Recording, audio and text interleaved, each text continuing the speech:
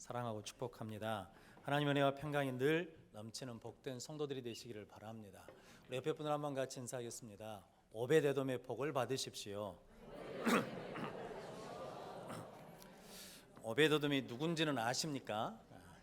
오베데돔이 3개월 동안 하나님의 계를 집으로 받아들였거든요. 그런데 그 집이 하나님께서 축복하셨다는 거죠. 그래서 그 후손들이 다스리는 자, 큰 용사, 능력 있는 자, 직무를 잘하는 자들이 나왔다는 거죠. 그래서 하나님 5월에 가정의 달에 우리 가정에 오베데돔의 복을 주시어서 우리 자녀들이 그런 복을 받게 해주십시오라고 구하는, 축복하는 우리 성도들이 되시기를 바랍니다. 내일이 5월 15일 스승의 날입니다. 그래서 오늘 참 스승 예수 그리스도라라는 말씀으로 함께 은혜를 나누겠습니다. 스승의 날을 지키자고 하는 것은 뭐냐면 학교 선생님들만 스승이 아니고 교회 학교 선생님들도 스승이고 구역장도 예배 인도자도 목사도 스승이니까 잘 섬기십시오 라는 의미보다 더 큰 의미가 있는데, 그건 뭐냐면 우리의 참 스승은 누구시라는 겁니까? 예수 그리스도라는 거죠. 그분을 만나서 그분이 우리에게 주시고자 하시는 모든 은혜를 받아 누리는 복된 성도들이 되시기를 바랍니다. 미국 코네티추에 한 가정에 예쁜 여자아이가 태어났습니다. 그래서 이름을 뭐라고 졌냐면 헬런 켈러라고 졌습니다. 2살 때 심한 열병을 앓았습니다. 그래가지고 소경, 귀머거리 그리고 벙어리가 돼버리는 삼중고의 장애를 겪게 되었습니다. 그래서 그 가정과 아이가 얼마나 절망과 슬픔이 있었겠습니까? 그런데 어느 날 설리반이라는 선생님이 그 가정에 가정교사로 왔습니다. 그래가지고 이 설리반 선생님이 예수 믿는 사람이거든요. 그래서 그 아이를 믿음으로 사랑으로 잘 돌봐줬습니다. 그래가지고 이 아이가 자라가지고 하버드 대학을 들어갔습니다. 그래가지고 교육 박사, 철학 박사, 인문학 박사 학위를 땄습니다. 그래서 그 아이가 평생토록 그분이 90년 동안 세상 사람들에게 소망을 주는, 희망을 주는 사람이 되었답니다. 그런데 그분이 지은 책이 여러 가지 있는데 그 중에 하나 암흑 속에서 만남이라는 책이 있답니다. 그런데 그 책에서 이렇게 결론을 낸다는 거죠. 사람은 사람을 잘 만나야 된다. 그런데 어떤 사람을 만나야 되냐면 우리는 덕스러운 말을 하는 사람을 만나야 됩니다. 우리는 사랑의 손을 가진 사람을 만나야 됩니다. 우리는 성령의 사람을 만나야 됩니다 라고 했다는 거죠. 성도 여러분, 누구를 잘 만나야 돼요? 사람 잘 만나야 돼요. 그래서 우리 자녀들 위해서 기도할 때 좋은 믿음의 친구 만나도록 기도하시고, 좋은 스승 만나도록 기도하시고, 좋은 인생의 동반자를 만나도록 기도하시고, 좋은 삶틀을 만날 수 있도록 기도하는 우리 부모님들 되시기를 주님의 이름으로 축복합니다. 그리고 또한 내가 어떤 사람이 된다는 겁니까? 덕스러운 말을 하는 사람이 되고, 사랑의 손을 가진 사람이 되고, 성령의 사람이 되면 우리를 만나는 모든 사람들이 일어나며 소망을 갖는 역사가 일어날 줄로 믿습니다. 그런데 오늘 요한복음 13장 13절 말씀 한번 같이 읽어보겠습니다. 너희가 나를 선생이라 또는 주라 하니 너희 말이 옳도다. 내가 그러하다. 아멘. 너희가 나를 선생님이라, 스승이라 또는 주라고 말하는데 맞다. 너희 말이 맞다. 내가 너희의 선생님이다, 스승이다, 주다라고 말씀하십니다. 성도 여러분, 헬런 켈러가 누구를 만나서? 설리반이라는 선생님을 만나서 그의 인생이 변화되었습니다. 그런데 성도 여러분, 설리반 선생님하고 예수 그리스도 선생님하고 성도 여러분 비교가 될까요, 안 될까요? 이게 수천 배, 수만 배, 아니 비교할 수 없을 정도로 예수님은 우리에게 참된 스승이시거든요. 그분을 만나면 우리도 어떻게 된다는 겁니까? 절망 가운데 소망으로, 낙심 가운데 일어나고 희망을 갖는 역사가 일어나야 될 줄로 믿습니다. 그래서 오늘 예수님이 내가 선생이다, 내가 주라, 그 말이 맞다라고 하시는 분이 어떤 스승이신지 함께 은혜를 받고 저 여러분들이 그 예수님이 우리의 스승 되셔서 우리를 새롭게 하는 역사가 일어나시기를 주님의 이름으로 축복합니다. 그래서 첫 번째, 예수님은 끝까지 사랑하는 스승입니다. 오늘 1절 말씀 같이 읽어보겠습니다. 유월절 전에 예수께서 자기가 세상을 떠나 아버지께로 돌아가실 때가 이른 줄 아시고 세상에 있는 자기 사람들을 사랑하시되 끝까지 사랑하시니라. 아멘. 예수님이 뭘 아셨냐면 당신이 돌아가실 때가 됐다라는 것을 아셨습니다.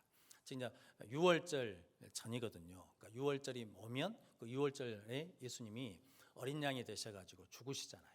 그런데 그걸 아시고 뭐 하셨냐면 자기 사람들을 끝까지 사랑하셨다라는 거죠.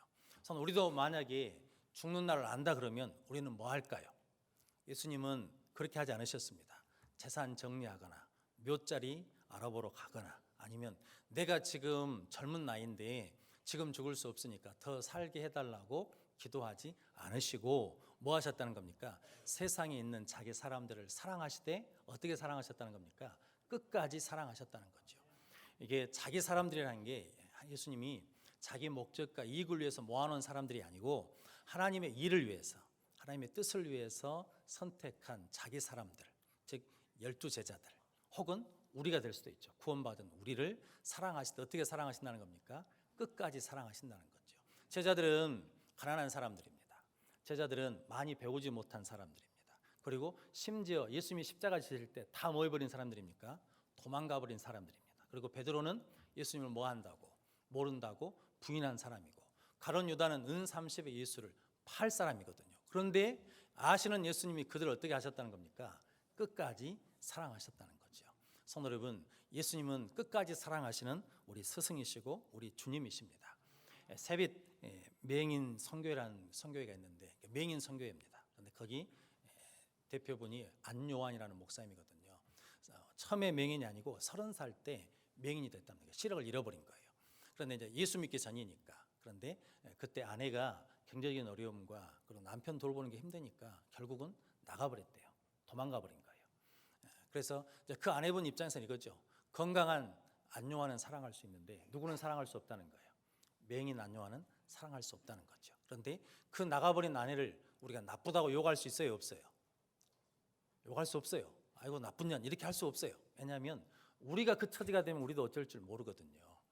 상풍백화점이 무너질 때 이런 일이 있었답니다. 사람들이 위에서부터 건물이 무너지니까 전부 다 비상구로 뛰어내려가는 거예요. 2층 가게에서 근무하는 여직원도 이유는 모르고 사람들이 막 뛰어나가니까 자기도 뛰어나갔대요. 비상구로 뛰어나가다 내려가다 보니까 이게 그날 매상 올린 그 돈이 생각나가지고 그것은 갖고 가야지 하고 돌아서서 올라가는데 사람들이 막 엄청 밀고 내려오니까 돌아갈 수가 없어요. 올라갈 수가. 그래서 다시 돌아서는데 그 순간에 할아버지 한 분이 자기 앞을 휙 지나가더래요. 근데 그 찰나에 지붕에서 새 기둥이 떨어져 가지고 그 할아버지를 쳐버린 거예요.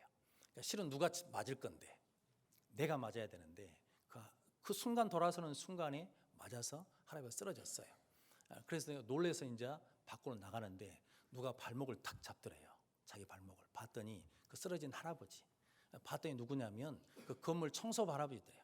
그러니까 매일 자기 가게에 와가지고 뭐 해주신 분이냐면 청소해 주신 분이에요. 그런데 그 할아버지 손을 뿌리치고 나갔대요. 성도 여러분, 그 상황에서 뿌리치고 나갔어요. 그 사람을 나쁘다고 할 수 있겠습니까? 나쁘다고 할 수 없죠. 우리가 그 상황이 되면 우리도 어쨌는데 그럴 수 있잖아요. 그러니까 이 사람의 사랑이라는 것은 조건과 상황과 환경이 바뀌면 뭐 할 수 있다는 겁니까? 바뀌어질 수 있다는 거죠. 그런데 예수님은 제자들이 바뀌어도 조건이 바뀌어도 상황이 바뀌어도 아니 당신의 상황이 바뀌어도 여전히 뭐 하신다는 겁니까? 끝까지 사랑하시는 예수님이시라는 거죠. 성도 여러분, 하나님 우리를 어떻게 사랑하신다는 겁니까? 그렇게 사랑하신다는 거죠. 그래서 예수님의 사랑을 남녀 간의 우정인 에로스라고 부르지 않습니다. 그리고 친구 간의 우정인 필로스라고 부르지 않습니다. 가족 간의 사랑이 있거든요. 우리 가족들이 서로 사랑하지 않습니까? 그렇게 스토르게라고 부르지 않습니다. 예수님의 사랑을 뭐라고 부르냐면 아가페라고 부르거든요. 무조건적인 사랑, 조건이 없어요. 그냥 사랑하는 거예요.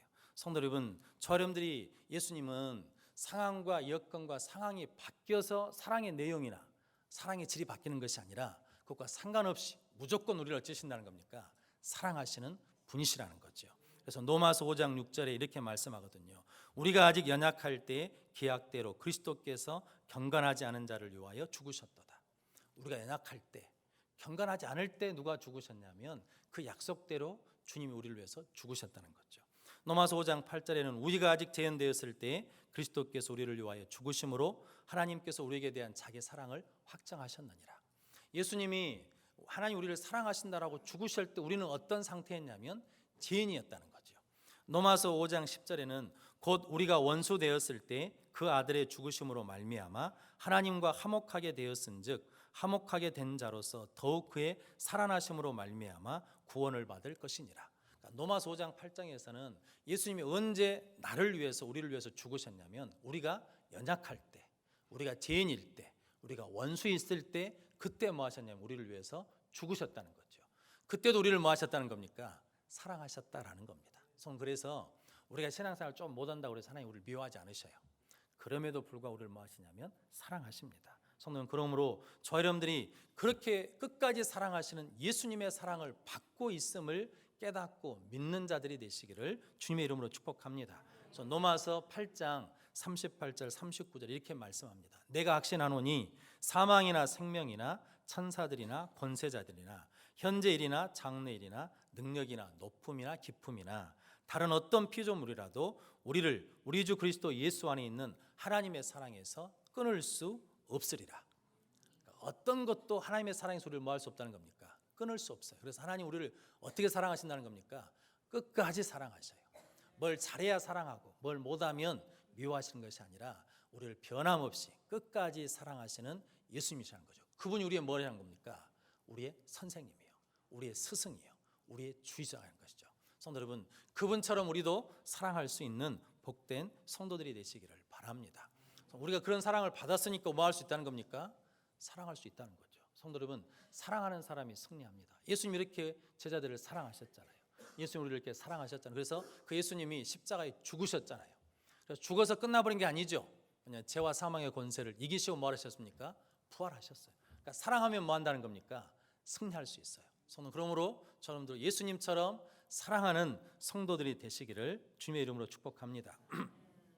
전에 한번 말씀드렸던 김황식 총리란 분이 계십니다. 이분이 장성분이시거든요.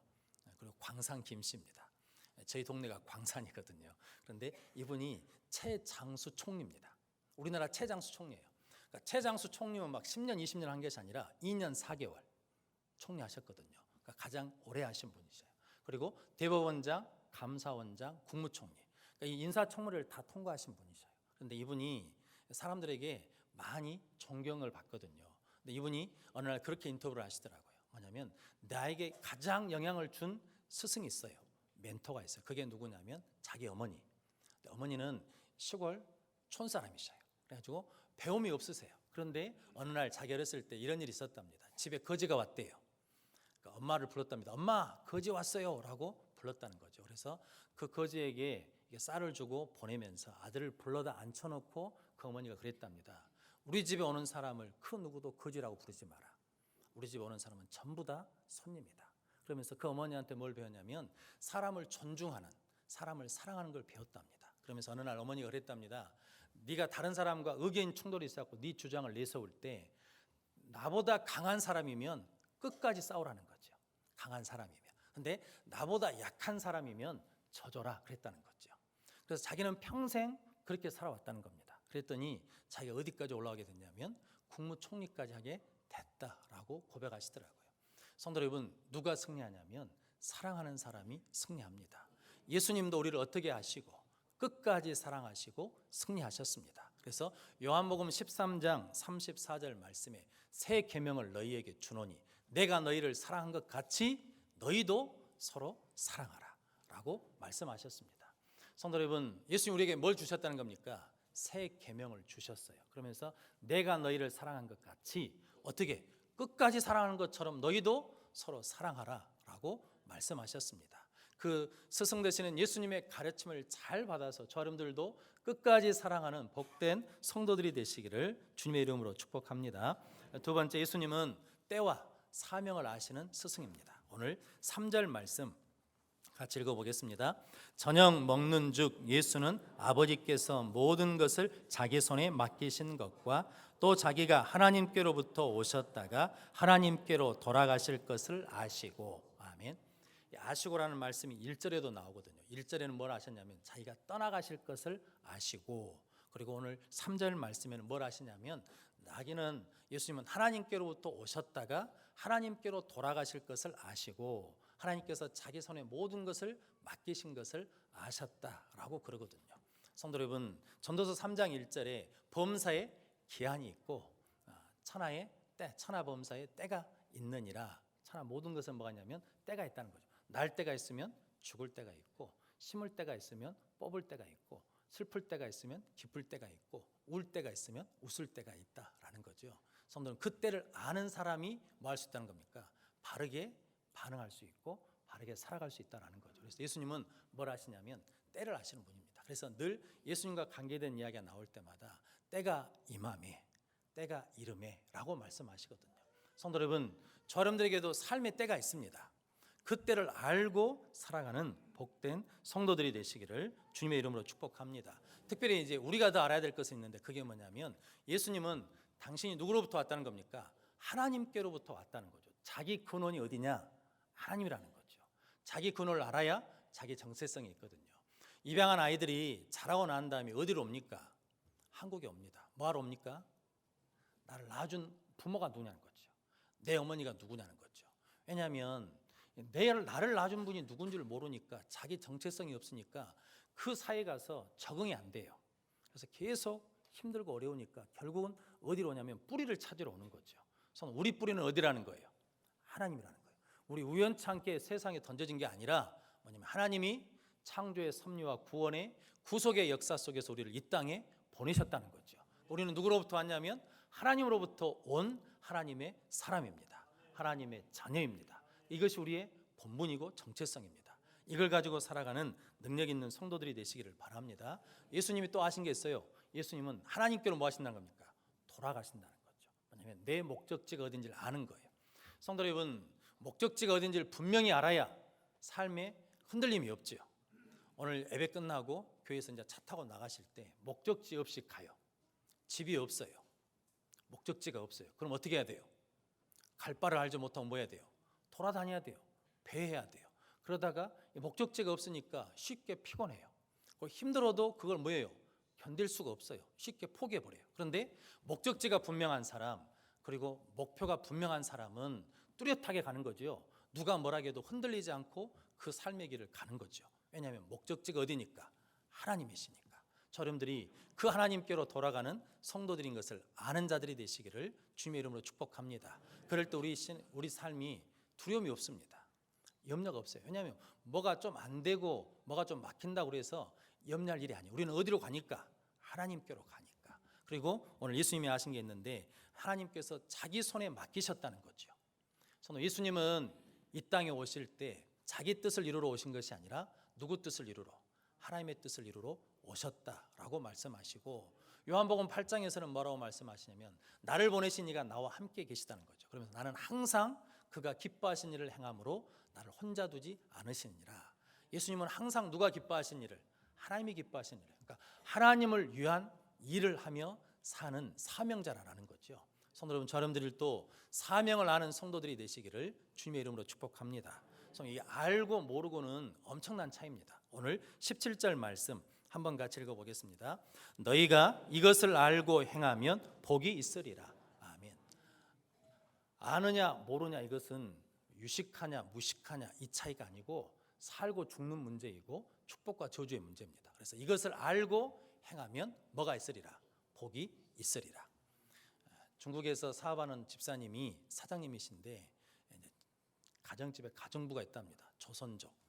착하고 참 선량하게 생겼더래요.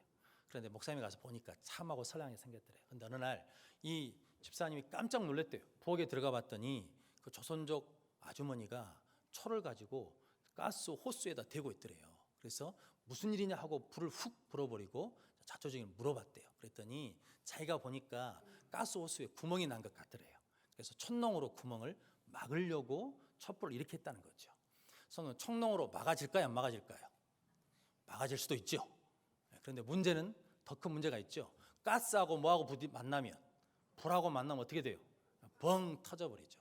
그런데 이 조선족 아주머니는 그걸 알까요? 모를까요? 모르니까 그 짓을 하지요. 그러니까 착하냐 선량하냐 참하냐보다 더 중요한 게 있어요. 뭐냐면 알아야 될 것을 뭐 해야 돼요? 알아야 돼요. 알 것을 모르면 어찌냐면 뻥 터져버린다고요. 성도 여러분, 그래서 오늘 예수님이 뭐라고 말씀하냐면 나는 안다는 거예요. 뭘 하냐면 때를 알아야 돼. 내가 나갈 때인지 물러설 때인지, 성도 여러분, 내가 하나님 앞에 쓰임 받을 때인지 아니면 이제 정리될 때인지 그걸 안다는 거죠. 그리고 뭘 하냐면 나는 하나님께로부터 와서 하나님께로 돌아가는 것을 알아요. 그리고 하나님이 내 손에 맡겨주신 일이 무엇인지를 알아요. 그래서 그 사명을 위해서 살아간다는 거죠. 성도 여러분, 그러므로 저와 여러분들이 늘 하나님의 은혜 가운데 하나님의 뜻을 알아가는 복된 성도들이 되시기를 주님의 이름으로 축복합니다. 그래서 예수님이 베드로가 예수님을 모른다고 3번 부인하잖아요. 그런데도 불구하고 예수님이 베드로를 뭐 하시냐면 찾아가시거든요. 성도 여러분, 성경은 베드로가 예수님을 찾은 게 아닙니다. 예수님이 베드로를 찾아가신 겁니다. 그래가지고 묻지 않으십니까? 네가 나를 사랑하느냐? 그랬더니 베드로가 내가 주를 사랑하는 줄 주님이 아십니다 라고 그러거든요. 그때 예수님이 뭐라고 그럽니까? 내 양을 먹이라, 내 양을 치라, 내 양을 먹이라 그러면서 뭘 주십니까? 사명을 주셔요. 성도 여러분, 예수님 우리에게 찾아오셔서 우리를 만나셔서 우리에게 하시는 일이 있는데 뭐냐면 잃어버렸던 사명을, 놓쳐버렸던 사명, 우리 인생의 목적이 무엇인지, 방향이 어딘지를 알게 해주신다는 거죠. 그러므로 다시 스승 되시는 예수님을 만나 저와 여러분들의 삶의 목적, 하나님의 영광을 위한 사명이 무엇인 것을 깨닫고 그것을 이루어내는 능력 있는 성도들이 되시기를 주님의 이름으로 축복합니다. 세 번째, 예수님은 본을 보이신 스승입니다. 오늘 15절 말씀 같이 읽겠습니다. 내가 너희에게 행한 것 같이 너희도 행하게 하려 하여 본을 보였노라. 아멘. 오늘 14절 말씀에 보니까 내가 주와 또는 선생이 되어 너희 발을 씻었으니 너희도 서로 발을 씻어주는 것이 옳으니라. 그러니까 선생과 주가 되신 예수님이 발을 씻어줬으니까 너희도 서로 발을 씻어주는 것이 옳으니라. 그러면서 하시는 말씀이 내가 행한 것처럼 너희도 행하게 하려 하기 위해서 뭘 보였다는 겁니까? 본을 보였느니라. 슈바이처 박사에게 어떤 분이 오셔가지고 얘들을 바르게 교육시키려면 뭘 해야 됩니까? 라고 그랬더니 3가지가 필요하다고 그랬답니다. 그러면서 첫 번째는 본을 보이는 것이고, 두 번째는 본을 보이는 것이고, 세 번째도 본을 보이는 것이다 라고 그랬다는 거죠. 자녀들은 부모의 말을 가지고 자라는 것이 아니라 부모의 등을 보고 그 삶을 보고 자란다는 거죠. 바닷가 이야기 아시죠? 어느 날 아버지가 아들을 보니까 이게 자꾸 옆으로 걸거든요. 그래서 이놈아, 왜 너는 자꾸 옆으로 거냐? 똑바로 걸어라. 아버지 나를 보고 임마 똑바로 걸어 그랬다는 거죠. 근데 누가 옆으로 걷고 있는데? 자기가 옆으로 걷고 있는데. 성도 여러분, 자식의 문제가 아니라 내 문제일 수 있습니다. 성도들의 문제가 아니라 목사 문제일 수 있습니다. 새가족 문제가 아니라 우리 헌신자 문제일 수 있습니다. 성도 여러분, 저 여러분들이 이게 누구에게 본이 되느냐라는 거죠. 예수님이 우리에게 본을 보여주셨어요. 예수님처럼 살으라고, 예수님처럼 행하라고. 저 여러분들이 그 예수님을 본받아 행하는 자들이 되시기를 주님의 이름으로 축복합니다. 예수님 우리에게 보여주신 본이 있어요. 섬김의 본을 보여주셨어요. 기도의 본을 보여주셨어요. 감사의 본을 보여주셨어요. 새벽 미명에 기도하셨어요. 일하기 전에 기도하셨어요. 일을 마치신 다음에 기도하셨어요. 십자가 앞에서도 기도하셨어요. 오병이어 물고기 5마리 놔두고 제일 먼저 하신 게 뭡니까? 축사하시고 감사하시고. 성도, 우리 늘 먼저 뭐 해야 된다는 거예요? 감사해야 돼요. 그때 하나님께서 우리를 통해서 일하실 줄로 믿습니다. 그 본을 우리에게 보여주셨다고요. 이걸 다른 말로 하자 그러면 타이밍이에요. 오늘 예수님이 본 말씀 읽어보니까 저녁 잡수시다가 갑자기 일어나셔가지고 옷을 벗으시고 수건을 두르시고 그러고 난 다음에 제자들 발을 씻으시거든요. 그러니까 지금 그 타임에 그때 뭐 하냐면 보여주시는 거죠. 내가 너희에게 이렇게 행한 것처럼 너희도 행하라 라는 거죠. 구약에 보면 여리고성을 함락하고 이제 가나안 땅을 정복해 가는데 여리고성 다음에 아이성을 점령하는데 여호수아가 실패하거든요. 실패한 이유는 뭐 때문이냐면 아간의 죄 때문에 그러거든요. 그래서 그 죄가 누구 죄 때문인지 알려고 제비뽑기를 합니다.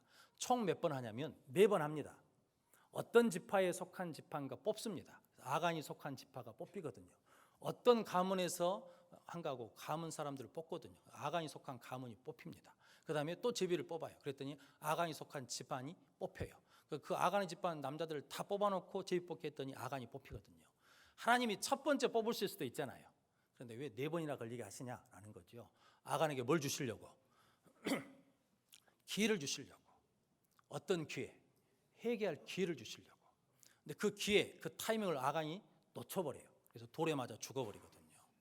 성도 여러분, 어떤 책에 보니까 박정희 대통령이 시해 당할 때 그때 옆에 정보부장이 있고 비서실장이 있었답니다. 누가 총을 쐈습니까? 정보부장이 총을 쐈어요. 누가 봤냐면 비서실장이 와서 봤죠. 비서실장이니까 몸으로 막아야 될 텐데 이게 안 막았어요. 그런데 그분만 살았어요. 그러니까 이제 재판 법원에서 군사재판에서 하는데 이게 이분이 바로 정보부장이 쌌다라고 말하지 않고 시간을 한참 동안 기다리고 있었던 거예요. 그러니까 시간이 지난 다음에 이제 말하니까 안 믿어줘요, 재판장에서. 왜냐하면 너 공범이지 그래가지고 무기징역을 때렸어요. 그리고 육군 대장으로 제대하셨는데 이등병으로 강등시켜버렸어요. 그리고 나중에 이제 특별 사면으로 풀려나셨거든요.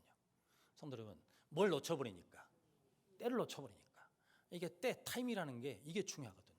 예수님이 그 타이밍에 그때 우리에게 보여주신 것은 너희도 그때 그 타임을 뭐하지 말고 놓치지 말고 본을 행하라, 사랑하라, 사명을 위해 살아라, 그리고 섬겨라, 기도해라, 용서해라 라고 말씀하시는 거죠. 성도 여러분, 아브라함이 순종의 타이밍을 놓치지 않잖아요. 야곱이 기도의 타이밍을 놓치지 않잖아요. 약복강에서 그때 그 타이밍에 기도하잖아요. 요셉이 거절하잖아요. 그 타이밍에 거절해요. 그러니까 뭐하냐면 요셉이 요셉 되는 겁니다. 다윗이 그 타이밍에 뭐합니까? 회개하잖아요. 그런데 그걸 놓쳐버린 사람들이 있거든요.